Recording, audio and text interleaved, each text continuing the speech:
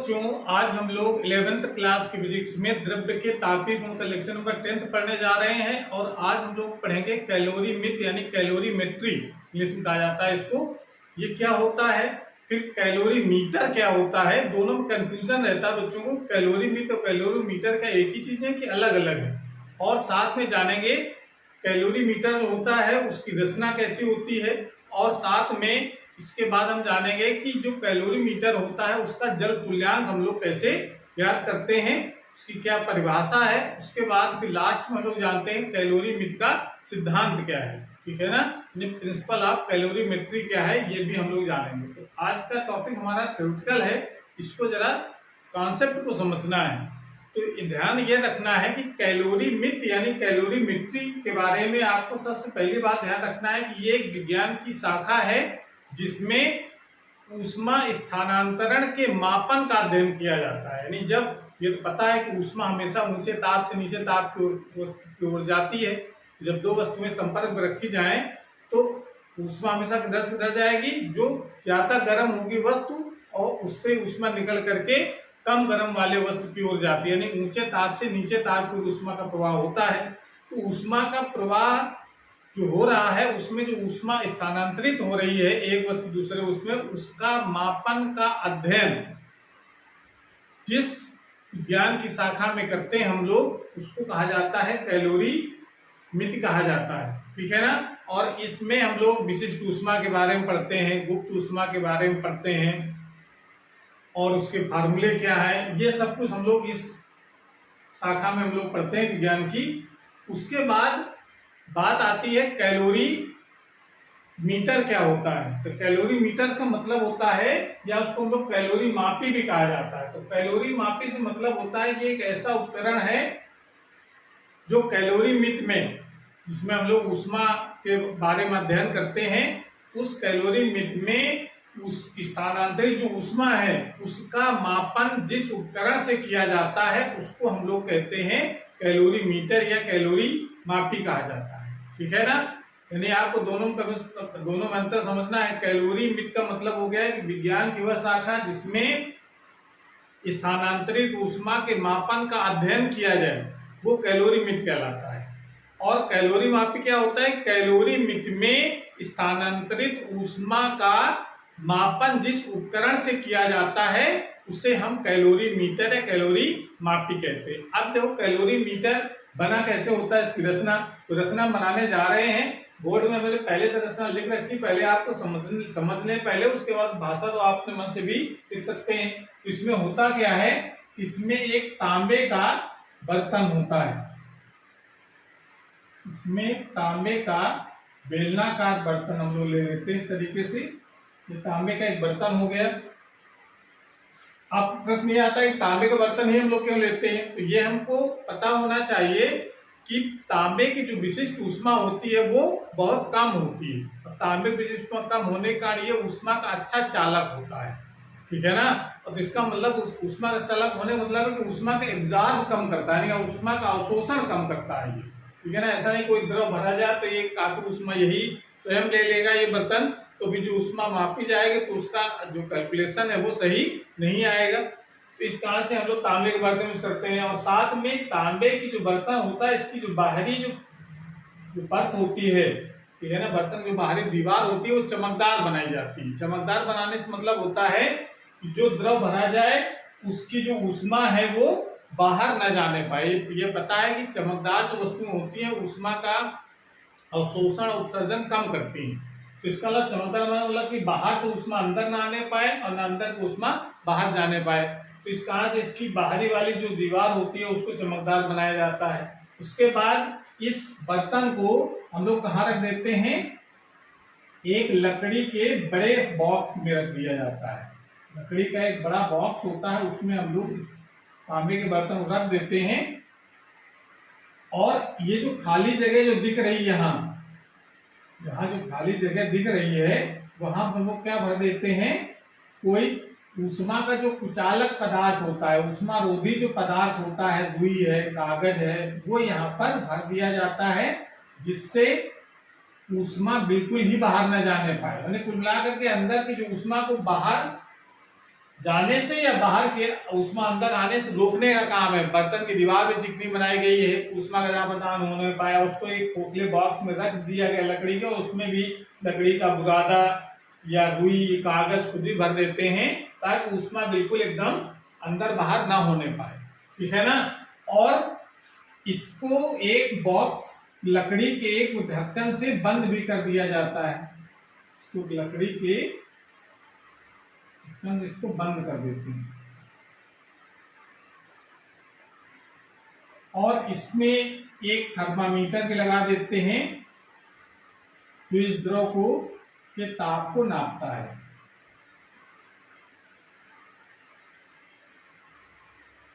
यहाँ पर इस तरीके से हम यहाँ पर क्या लगा लेते हैं, थर्मामीटर।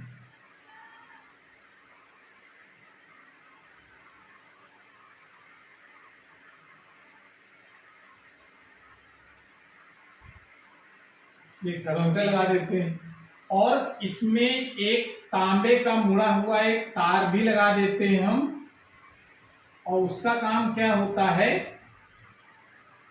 एक तांबे का मुड़ा हुआ तार लगा देते हैं। इसका काम होता है कि जब इस द्रव, यहाँ पर क्या भरा होता है, द्रव, जिस द्रव का ताप नापना होता है, या मान लो हमने एक द्रव भरा, उसके बाद इसमें एक और दूसरा द्रव मिलाया गया, तो कितनी ऊष्मा स्थानांतरित हुई इसका आकलन हम लोग करते हैं इसमें। तो जो द्रव भरा गया है और उसमें दूसरा मान लो गर्म लोहे का टुकड़ा डाल दिया गया, कुछ भी करते हैं हम लोग, भाई ऊष्मा स्थानांतरण कब होगा, जब दो वस्तुएं होंगे तभी तो ऊष्मा एक जगह दूसरी जगह जाएगी, और एक का ताप ज्यादा होगा एक का ताप कम होगा, तभी ऊष्मा का स्थानांतरण हो सकता है। तो जब हम दो द्रवों को मिलाते हैं, दो वस्तुओं को मिलाते हैं इसमें, तो सब जगह का ताप समान है, उसके लिए इस तार को डाल करके इसको हिलाते रहते हैं, इसे इसका नाम होता है, इस तार को हम लोग क्या कहते हैं, इसको कहते हैं हम लोग विलोडक, विलोडक कहा जाता है इसको, तांबे के तार को। और ये जो क्या लगा होता है इसको हम लोग बोलते हैं थर्मामीटर। ये होता है हमारा लकड़ी का बॉक्स, लकड़ी का ये बॉक्स होता है। ये जो भरा होता है ये रुई वगैरह भरी होती है इसमें, रुई या लकड़ी का बुरादा, इसको नमदा भी बोलते हैं, बुरादा भरा होता है, ठीक है ना। और ये जो होता है ये होता है तांबे का बर्तन, तांबे का बर्तन होता है। और ये जो भरा हुआ है इसमें क्या भरा है, ये द्रव भरा है। यहाँ पर ये क्या वो लगा होता है, लकड़ी का ढक्कन लगा होता है, लकड़ी का ढक्कन। इस तरीके की उसकी संरचना होती है। तो आप संरचना हमने जो लिख रखी है उसको आप समझ सकते हैं कि इसमें तांबे का एक बेलनाकार बर्तन होता है, इस बर्तन की बाहरी दीवार चमकदार बनाई जाती है, वो हमने रीजन बताया है, जिससे विकिरण विधि द्वारा उस बाहर से ऊष्मा का आदान प्रदान न हो सके। विकिरण विधि क्या होती है, ऊष्मा चलने की एक विधि है, जो 3 विधियां हम लोग पढ़नी है, अगले वाले टॉपिक में पढ़ेंगे हम लोग ऊष्मा संचरण की कौन कौन सी विधियां हैं। एक होती है चालन, एक होती है संवहन और एक होती है विकिरण विधि, ठीक है ना। तो उसको डिटेल में हम लोग अगले वाले वीडियो में पढ़ेंगे। अभी ये जानो कि विकिरण विधि से ऊष्मा का आदान प्रदान ना होने पाए, बाहर ना आने पाए, इस बर्तन को लकड़ी के बड़े बॉक्स में रखकर खाली स्थान में ऊष्मारोधी पदार्थ जैसे रुई आदि भर देते हैं, जिससे चालन तथा संवहन विधि, ये दूसरी विधि हो गई, चालन और संवहन। तो चालन और संवहन विधि से ऊष्मा अंदर से बाहर ना होने पाए या बाहर से अंदर न होने पाए, आदान प्रदान ना हो सके। कैलोरी मापी में भरे द्रव का ताप नापने के लिए एक थर्मामीटर तथा तांबे का मुड़ा हुआ तार लगा होता है, जिसे विलोडक कहते हैं, ठीक है ना। कैलोरी मापी को एक लकड़ी के ढक्कन से बंद कर देते हैं। तो ये संरचना आप ऐसे बनाने का अभ्यास करेंगे, बिल्कुल कठिन नहीं है। और इस तरीके से हम थर्मामीटर टेम्परेचर नाप करके फिर ऊष्मा का जो फार्मूला होता है उसको लगा कर Q बराबर ms डेल्टा टी, उससे ऊष्मा का आदान प्रदान हम लोग कर लेते हैं, कैलकुलेट कर लेते हैं। ठीक है ना। इस तरीके से ये तो हमारी बात हो गई इसकी रचना। इसके बाद हम लोग जानते हैं कि जो कैलोरीमीटर होता है, तांबे का बर्तन तो लिया गया है। ये तो तांबे के लेने का कारण उद्देश्य है कि ये ऊष्मा का अवशोषण कम करता है, लेकिन ऐसा नहीं करता नहीं। तो इसको जब हम द्रव भरते हैं इसमें, तो कुछ न कुछ ऊष्मा तो तांबा का जो बर्तन है वो तो ले लेगा। तो उस तांबे के बर्तन को ऊष्मा ले लेने के कारण सबसे पहले जब हम इसके ऊष्मा का आदान प्रदान करने का कैलकुलेशन करते हैं, उसके पहले हम लोग एक टर्म और डिफाइन करते हैं, और वो होता है ऊष्मा मापी का जल तुल्यांक क्या होता है। तो पहले हम लोग इसकी डिफिनेशन को समझेंगे, उसके बाद फिर आगे जानेंगे कैलोरीमीटर सिद्धांत क्या है। तो इसको नोट कर लीजिए पहले। अब हम लोग समझते हैं ऊष्मा मापी का जल तुल्यांक। इसका मतलब होता है कि एक जल का एक ऐसा मात्रा लेनी है, यानी जल का ऐसा द्रव्यमान लेना है जिसका ताप अगर 1 डिग्री सेंटीग्रेड बढ़ाया जाए।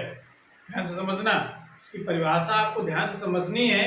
अगर जल की इतनी मात्रा लो या जल इतना द्रव्यमान लो जल का, उसका ताप 1 डिग्री सेंटीग्रेड बढ़ाने के लिए उतनी ही ऊष्मा की आवश्यकता हो जितनी की उस तांबे के बर्तन या ऊष्मा मापी कह सकते हैं उसको, ऊष्मा मापी का ताप 1 डिग्री सेंटीग्रेड बढ़ाने के लिए आवश्यक है। मतलब अगर ऊष्मा मापी का ताप 1 डिग्री सेंटीग्रेड बढ़ाने के लिए 10 कैलोरी ऊष्मा की आवश्यकता है, एग्जाम्पल ले रहे हैं। अगर किसी ऊष्मा मापी या तांबे का बर्तन जिससे ऊष्मा बनाया गया है उसको 1 डिग्री सेंटीग्रेड ताप अगर बढ़ाया जाए तो उसको 10 कैलोरी ऊष्मा उसको जरूरत पड़ती है। तो आपको जल इतना लेना है कि 10 कैलोरी अगर उसको हम ऊष्मा दें तो जल का ताप भी 1 डिग्री सेंटीग्रेड बढ़ जाए। मतलब ये बात क्लियर हुई कि नहीं। मतलब इसको इस तरह से समझो, जैसे अगर हम ये कहें कि 1 डिग्री सेंटीग्रेड ताप बढ़ाने के लिए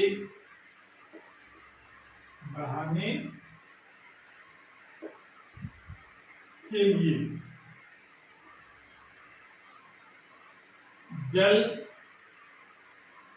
को दी गई ऊष्मा बढ़ाने के लिए जल को दी गई ऊष्मा बराबर होनी चाहिए ऊष्मा मापी या ऊष्मा किसका बना होता है, तांबे के बर्तन का। तो इस ऊष्मा मापी को दी गई ऊष्मा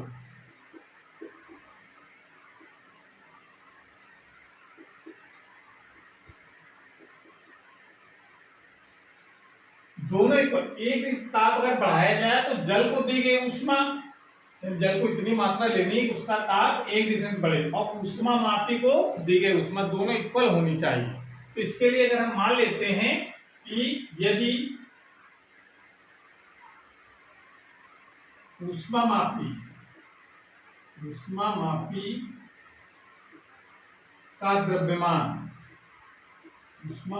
का द्रव्यमान स्मॉल एम मान लेते हैं, ठीक है ना, तथा विशिष्ट ऊष्मा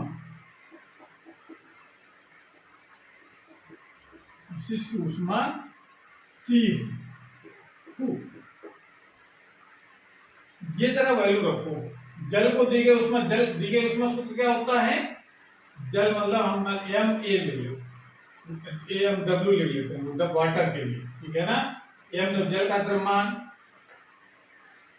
इनटू जल की विशिष्ट ऊष्मा हो गई, इसको वाटर लिख देते, इनटू ताप में वृद्धि, तो आपको 1 डिग्री सेंटीग्रेड ही करना है।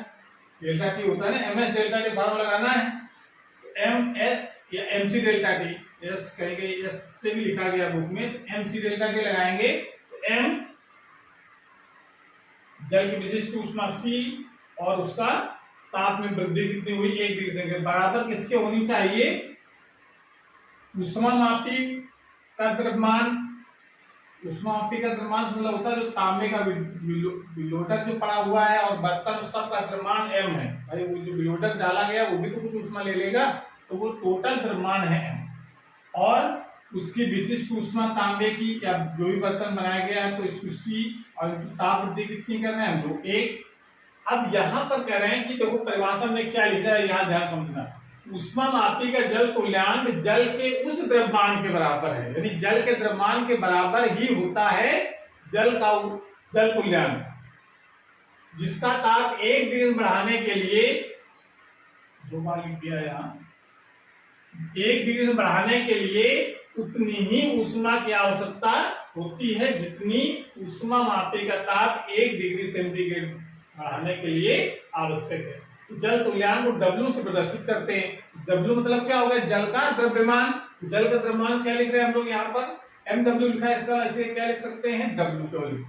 और जल की जो विशिष्ट ऊष्मा होती है वो हमेशा 1 होती है, याद रखना है 1 कैलोरी प्रति ग्राम डिग्री सेंटीग्रेड। ये जल की विशिष्ट ऊष्मा होती है। ये इसकी विशिष्ट ऊष्मा कितनी हो गई जल की 1, ताप वृद्धि भी 1, तांबे की विशिष्ट ऊष्मा m, द्रव्यमान m और विशिष्ट ऊष्मा c। तो क्या बन गया W बराबर m इंटू सी। ये जो जल W जो लिखा गया ये जल तुल्यांक कहलाता है ऊष्मामापी का। तो जल तुल्यांक बराबर ऊष्मामापी का द्रव्यमान बोलते हैं ऊष्मामापी की विशिष्ट ऊष्मा। तांबे का द्रव्यमान कह सकते हैं, तांबे की विशिष्ट ऊष्मा भी कह सकते हैं। बात क्लियर हुई। एक फार्मूला हम लोग और पढ़ चुके हैं, एक हम लोग पढ़ा है ऊष्मा धारिता। ऊष्मा धारिता का फार्मूला भी m इंटू सी था, ठीक है ना। और जल तुल्यांक का भी फार्मूला m इंटू सी है। तो फार्मूले दोनों के सेम हो सकते हैं, उनके आत्मिक मान तो सेम होंगे, ठीक है ना। तो ये पॉइंट ध्यान रखना है। ऊष्मा धारिता आप यहां लिख सकते हैं, ऊष्मा धारिता, ऊष्मा धारिता तथा ऊष्मा धारिता तथा जल तुल्यांक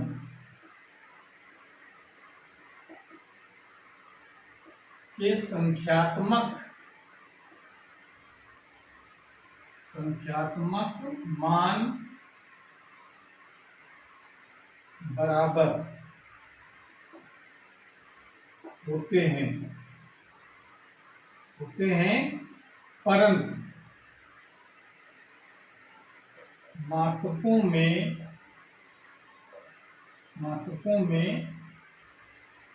अंतर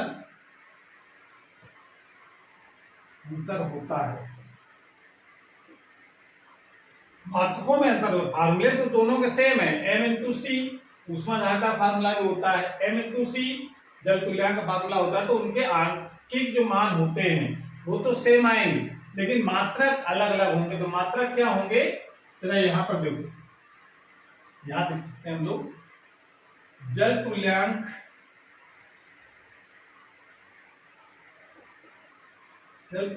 का मात्रक ग्राम होता है। भाई जल का द्रव्यमान है, जल तुल्यांक क्या है, जल का द्रव्यमान है, द्रव्यमान मात्रक क्या होता है ग्राम। जल तुल्यांक का मात्रक ग्राम होता है। जबकि अगर उसकी बात करें हम ऊष्मा धारिता, जबकि ऊष्मा धारिता का मात्रक क्या होता है कैलोरी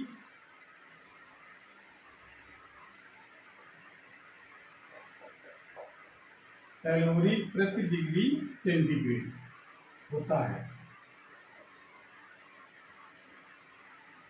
ये फार्मूला हम लोग पढ़ा है कि नहीं, ऊष्मा धारिता हम लोग पढ़ चुके हैं। तो ऊष्मा धारिता का जो मात्रक होता है कैलोरी प्रति डिग्री सेंटीग्रेड या जूल प्रति डिग्री सेंटीग्रेड, कुछ भी कह सकते हैं। लेकिन जल तुल्यांक का मात्रक क्या होता है ग्राम।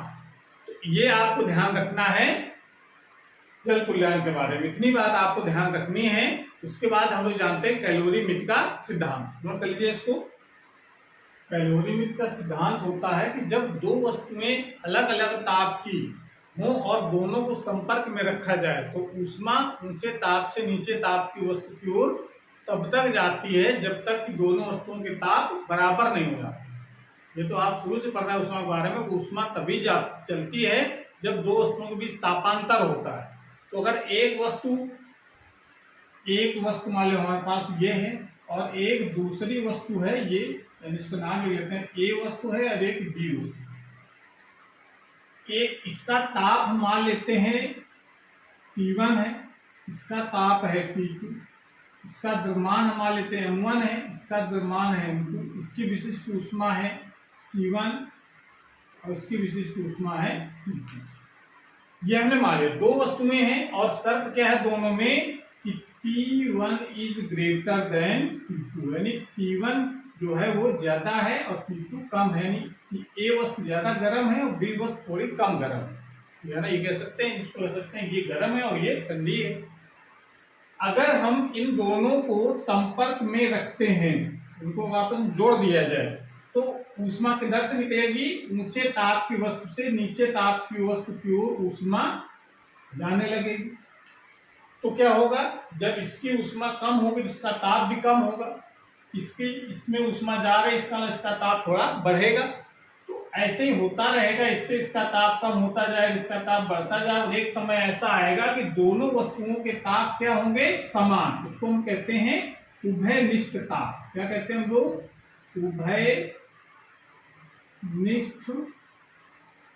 उभयनिष्ठ ताप हम कितना मान लेते हैं, T है। जब दोनों वस्तुओं का आदान प्रदान, ऊष्मा का आदान प्रदान बंद हो जाए, ठीक है ना, तब क्या होगा, दोनों इसका ताप कुछ कम हो जाएगा, इसका थोड़ा बढ़ जाएगा, तो बीच का एक टेम्परेचर आ जाएगा T। इसको कहते हैं उभयनिष्ठ ताप, यानी अब दोनों वस्तुओं किस ताप पर हो गई हैं, T ताप, और तब ऊष्मा का आदान प्रदान बंद हो जाएगा। तो स्टेटमेंट आपको क्या लिखना है कि जब भिन्न भिन्न ताप की दो वस्तुओं को एक परस्पर संपर्क में रखा जाता है या दूसरे के संपर्क में रखा जाता है तो ऊष्मा ऊंचे ताप की वस्तु से नीचे ताप की वस्तु की ओर तब तक जाती है जब तक कि दोनों वस्तुओं के ताप बराबर नहीं हो जाते, ठीक है ना।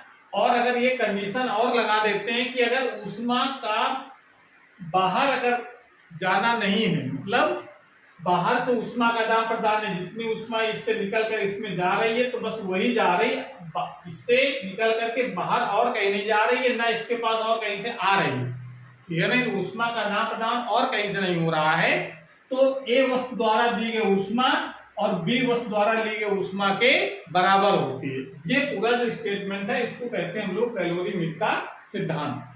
तो अगर इसका मतलब है कि अगर हम इसको मैथमेटिकल टर्म में, न्यूमेरिकल के टर्म इंपॉर्टेंट है, तो इसको हम लोग इसके लिए इसको मिश्रण का सिद्धांत भी कहते हैं कि दो द्रवों को मिश्रित किया जाए तो बताओ उभयनिष्ठ ताप कितना आएगा, अगर अलग अलग ताप है तो उसके लिए फिर यही वाला कांस्टेंट हम लोग आते हैं।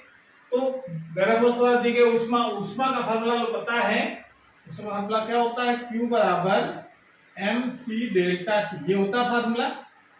चाहे वो ली गई ऊष्मा हो चाहे दी गई हो, ताप अगर बढ़ रहा है तो आपको यही वाला फार्मूला यूज करना है, देने के लिए हो चाहे लेने के लिए ऊष्मा हो, ठीक है ना। यह होता है उस वस्तु का द्रव्यमान जो ऊष्मा दे रही है, C होता है उस वस्तु का विशिष्ट ऊष्मा, और T डेल्टा T क्या, ताप में वृद्धि अगर ऊष्मा दे रही है तो, अगर ऊष्मा ले रही है तो लेने वाले का द्रव्यमान हो गया, लेने वाले विशिष्ट ऊष्मा होगा, लेने वाले के ताप में कितनी कम वृद्धि हुई है, तो ये इसमें ताप में कमी आएगी, इसमें वृद्धि आएगी, ठीक है ना। तो फार्मूला आपको ये यूज करना है। तो गर्म वस्तु अधिक ऊष्मा क्या होगी, अगर हम ए वस्तु बी वस्तु के अगर ये मान रखें कि टेम्परेचर T1 है, द्रव्यमान M1 है, विशिष्ट ऊष्मा C1 है, तो जरा गर्म वस्तु द्वारा दी गई ऊष्मा, गर्म वस्तु का मतलब ए वस्तु और ये ठंडी वस्तु का मतलब क्या है, बी। तो ए वस्तु द्वारा कितनी ऊष्मा दी जाएगी, तो कह सकते हैं M1 C1, और टेम्परेचर में कितनी कमी आई, T1 पहले था और कितना हो गया है, तो T1 माइनस T, ये ताप में कमी आएगी तो T1 ज्यादा होगा, T कम होगा, कितनी ताप में कमी आएगी वो डेल्टा T हो गया। तो M1 C1 T1 minus T equal to ठंडी वस्तु द्वारा ली गई ऊष्मा, तो लेने वाले का द्रव्यमान कितना है M2, विशिष्ट ऊष्मा कितनी है C2, और ताप में वृद्धि कितनी हुई, तो देखिए ये ताप T2 कम है, ये बढ़ा तब कितना हो गया T, ताप में वृद्धि कितनी हुई T माइनस ये डेल्टा T का काम करेगा। बात क्लियर हो गई। अगला कौन सा लगा रहे हैं, MS डेल्टा T, यानी आप सिंपली सवाल में ये समझो कि इसको MC और ये आप करना है T1 माइनस T2, मतलब कितना ताप में कमी या वृद्धि हुई है उसके हिसाब से, ठीक है ना।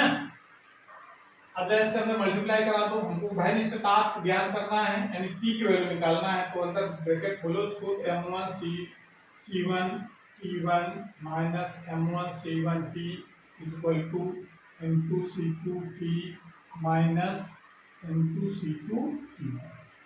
इसको जरा इस तरफ, इसको इस T को निकालना है तो इसको भी 10 तरफ ले जाओ और T कामा ले लेते हैं हम लोग। तो क्या बचेगा, M1 C1 plus M2 C2 equal to, इसको इधर ले आए तो इस वाले को इधर ले आओ, तो यह हो जाएगा M1 C1 T1 plus M2 C2 T2 अपान अभी इतना सतह का इतना आ जाएगा। तो T बराबर कितना हो गया, तो T बराबर ये नीचे चला जाएगा अपान में, M1 C1 T1 plus M2 C2 T2 अपान M1 C1 प्लस M2 और C2।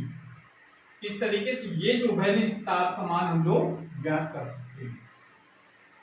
तो अगर ये कहीं दो द्रव को मिलाया जाए या एक द्रव में कोई गर्म वस्तु डाली जाए तो बताओ मिश्रण का ताप कितना हो जाएगा, उभयनिष्ठ ताप कितना हो जाएगा। उसके लिए आपको फार्मूला याद करने की जरूरत नहीं है, आपको ये कॉन्सेप्ट ध्यान रखना है कि गर्म वस्तु कितनी ऊष्मा दे रहा है और ठंडे वस्तु कितनी ऊष्मा ले रहा है, दोनों को इक्वल करके उभयनिष्ठ ताप को कैलकुलेट करते हैं, ठीक है। इस तरीके से हम ये समझ सकते हैं कैलोरीमीटर का सिद्धांत क्या होता है। आपको बहुत आसानी से समझ में आ गया होगा। आज क्लास में समाप्त करते हैं, अगली क्लास में नए टॉपिक के साथ आएंगे, तब तक पढ़ाई करते रहिए। All the very best.